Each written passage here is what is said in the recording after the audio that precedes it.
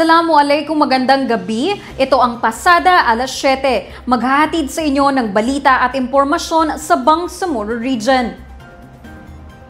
Opisyal na i-turnover kanina ang 6 na mga bagong fire trucks sa iba't ibang munisipalidad ng BARMM sa pangunguna mismo ni BARM Interim Chief Minister Abdulrauf Makakuwa. Ang detalye ng balitang yan sa report ni Farhana Cabalo.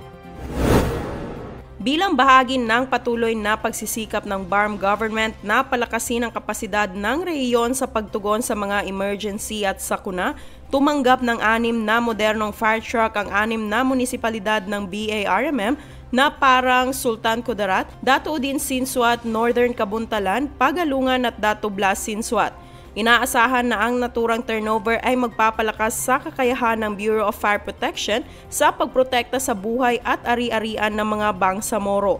Sa mensaheng ipinaabot ni BARM Interim Chief Minister Abdulrauf Makakuwa, ipinahayag niya ang kanyang pasasalamat sa lokal na pamahalaan at sa Bureau of Fire Protection. Aniya, ang mga fire trucks na ito ay simbolo ng pangako ng BARMM na gawing mas ligtas at matatag ang Bangsamoro Region. It improves that when the MILG, BFP, our LGUs, and our community partners work as one, we strengthen our defenses for the safety of our people. In protecting our people, there is no room for hesitation, only action, only unity, and only service. Lubos din ang pasasalamat ng mga mayors na dumalo sa kaganapan. Anila, ang mga bagong fire truck ay malaking tulong para sa kanilang munisipalidad.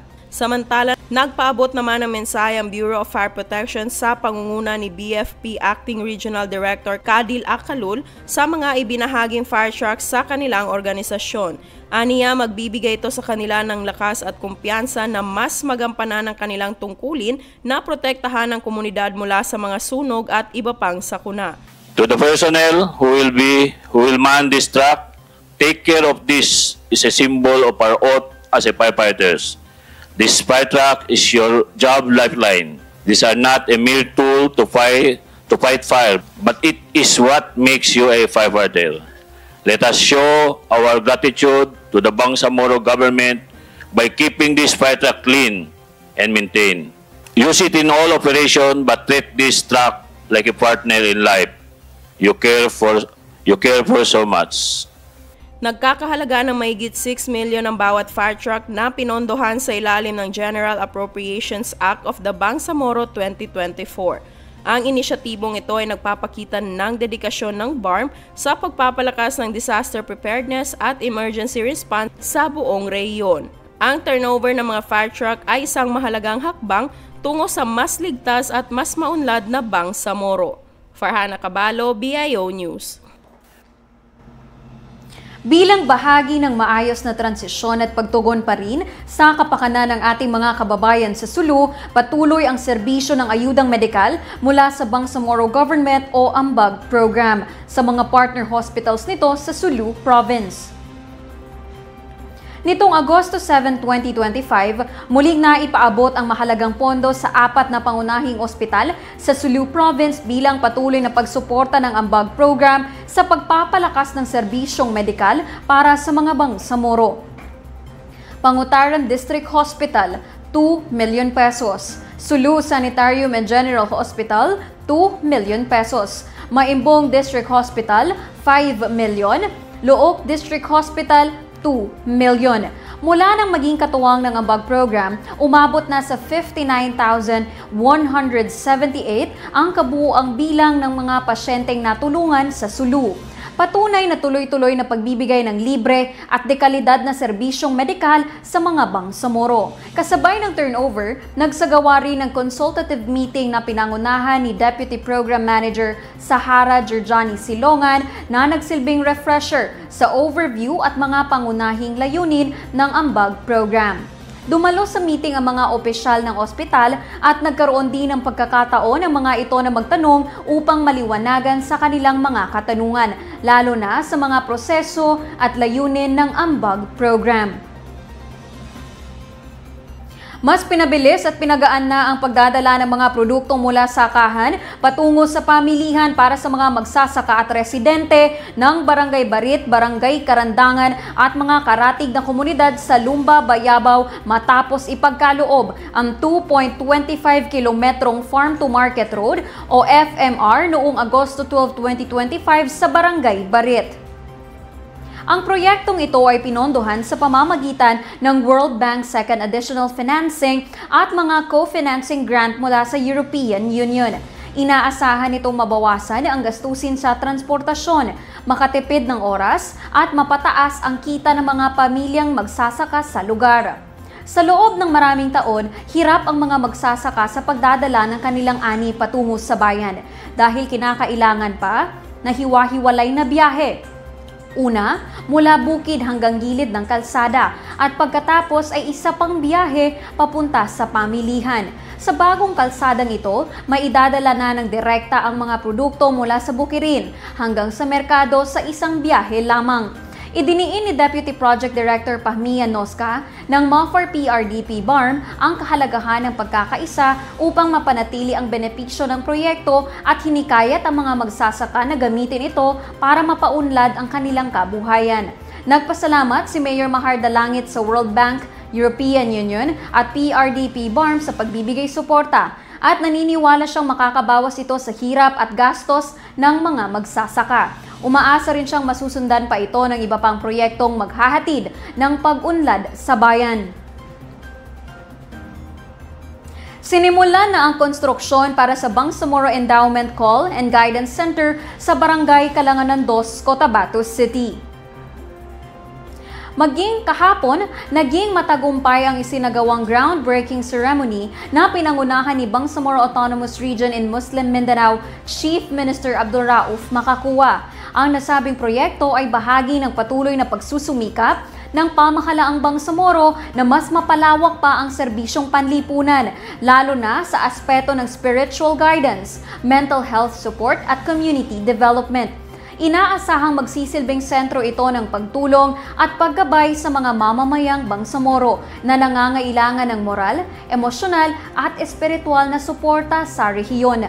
Dumalo rin sa seremonya ang ilang mga opisyal mula sa iba't ibang ahensya ng BARM, lokal na pamahalaan ng Cotabato City, mga ulama, community leaders at mga kinatawan ng civil society organizations na nagpahayag ng suporta at pasasalamat sa inisyatiba ng regional government.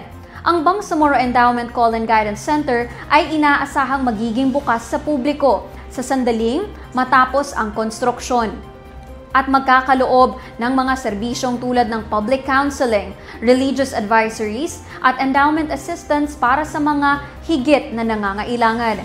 Ang proyekto ay isa sa mga patunay ng determinasyon ng Bangsamoro government na patuloy na itaguyod ang kapakanan ng mga mamamayan sa rehiyon, kasabay ang pagtaguyod ng kapayapaan, katarungan at kaunlaran. Makabuluhan ang naging pag-uusap ni International Labour Organization Country Director Khalid Hassan at Ministry of Labor and Employment Minister Muslimin Sema ukol sa mga labor programs sa Bangsamoro Autonomous Region in Muslim Mindanao. Layunin ng pagpupulong ang palitan ng mga impormasyon hinggil sa kasalukuyang mga programa ng MOLE na nakaayon sa mga prioridad ng ILO, pati na rin ang pagtukoy sa mga posibilidad na mas malawak na pagtutulungan sa hinaharap. Binigyang diin ni Minister Sema ang adhikain ng ministeryo na palakasin ang pagsasanay sa kasanayan at ang paglikha ng mga trabaho sa loob ng rehiyon.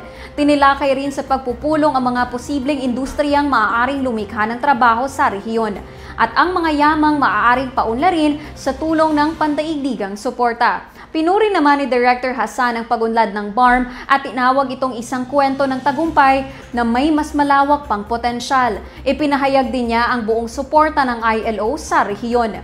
Nagkasundo rin ang dalawang panig sa kahalagahan ng pagtatag ng isang maayos na data management system upang matukoy ang mga migrant workers at maipareha sila sa tamang trabaho batay sa kanilang kasanayan. Samantala, tinalakay din ang nagpapatuloy na pagpapatupad ng Child Labor Monitoring System bilang bahagi ng mga hakbang ng Ministeryo laban sa child labor. Muling pinagtibay ng dalawang lider ang kanilang isang layunin na sugpuin ang pinakamatinding anyo ng child labor sa rehiyon. Natapos ang pagpupulong sa isang positibong pananaw hinggil sa mas pinaigting na ugnayan ng ILO at MOLE para sa mga pangmatagalang programang nakatuon sa disenteng trabaho, fair employment at worker protection.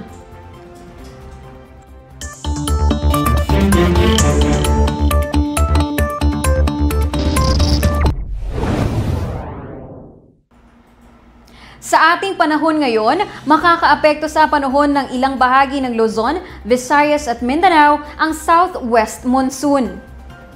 Ayon sa Pag-asa, magdudulot ito ng mga pag-ulan sa bahagi ng Metro Manila, Visayas, Mimaropa, Bicol Region, Calabarzon, Central Luzon, Zamboanga Peninsula, BARM, Northern Mindanao, Caraga at Pangasinan. Kaya pinag-iingat pa rin ang mga nasa low-lying areas sa posibleng maidulot na pagbaha at landslide naman sa mga nakatira malapit sa bundok. Manatiling nakaantabay sa mga paalala ng Pag-asa at BARM Ready sa ating panahon ngayon. Sundan ang Facebook pages ng BARM Ready at BARM Ready Weather Update. Makikita rin ang mga hotline numbers ng BARM Ready sa inyong screens. At yan ang mga balitang tampok sa pasada alas 7. Para lagi pong updated sa mga kaganapan at impormasyon sa BARMM, i-like, i-follow at i-share ang official social media accounts ng Bangsamoro Government na makikita sa inyong screens. Mapapanood nyo rin ang episode na ito ng pasada alas 7 sa YouTube page ng Bangsamoro Government. Bisitahin din ang bangsamoro.gov.ph. Ako po si Yana Sanday ng Bangsamoro Information Office, naghahatid balita sa ngalan ng serbisyo publiko at moral governance. Maraming salamat po at pagpalain ang Bangsamoro.